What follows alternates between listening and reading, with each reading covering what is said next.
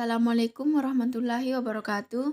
Perkenalkan, nama saya Herlina dengan NIM 09105802222017 dari Prodi Pendidikan Bahasa Indonesia Universitas Muhammadiyah Sidenreng Repang.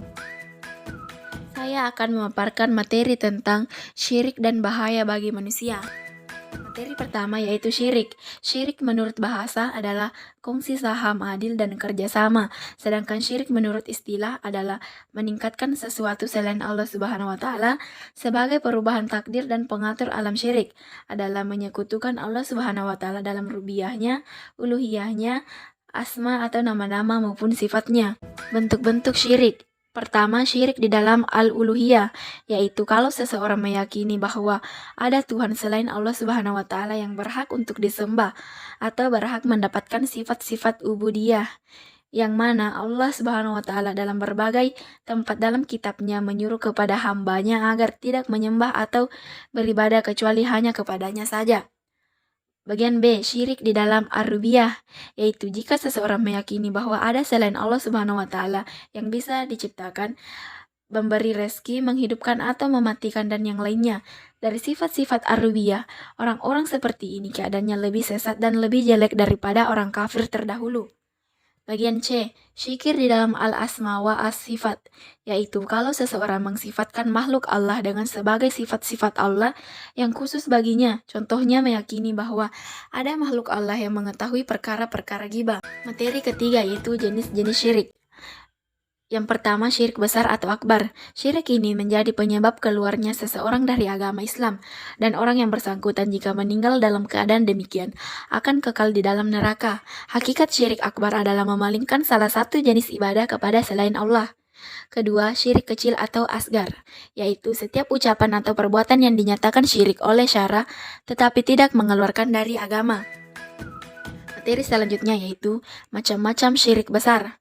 Syirik dalam berdoa, yaitu meminta kepada selain Allah di samping meminta kepadanya.